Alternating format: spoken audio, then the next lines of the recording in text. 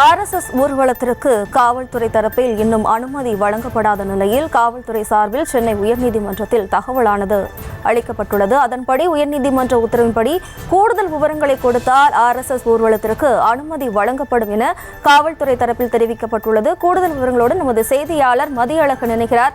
வணக்கம் மதியழகன். RSS ஊர்வலம் நடத்துவதற்கு காவல்துறை தரப்பில் எந்தெந்த விளக்கங்கள் கேட்கப்பட்டிருக்கிறது? விவரம்.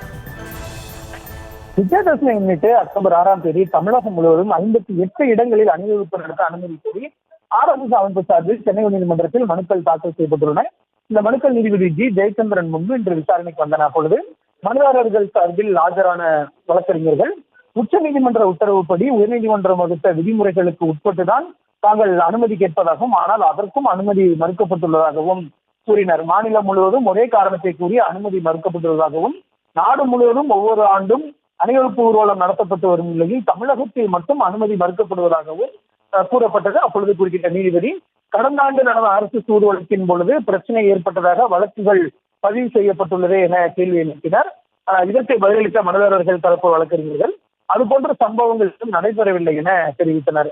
காவல்துறை சார்பில் ஆஜரான வழக்கறிஞர் அனுமதி கோரும் பல இடங்களில் அணிவகுப்புக்கான மாற்று தேதி மற்றும் மாற்று வழித்தடம் குறிப்பிடப்படவில்லை எனவும், எவ்வளவு பேர் கலந்து கொள்கிறார்கள், தொடங்கும் இடம், முடியும் இடம் விவரங்கள் குறிப்பிடப்படவில்லை எனவும் கூறினார். மேலும் யார் தலைமையில் ஊர்வலம் நடைபெறுகிறது என்ற தகவல்களும் வழங்கப்படவில்லை எனவும் காவல்துறை சார்பில் தெரிவிக்கப்பட்டது.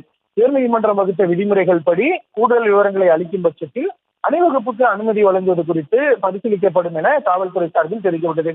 RSS அணிவகுப்புக்கு அனுமதி வழங்குவதில் அரசின் நோக்கம் என்ன என கேள்வி எழுப்பிய நீதிபதி, காவல்துறை கேட்கும் விவரங்களை அளிக்க மனுதாரர்களுக்கு உத்தரவிட்டு வழக்கினுடைய விசாரணையை செப்டம்பர் 30ஆம் தேதிக்கு ஒத்திவைத்தார்.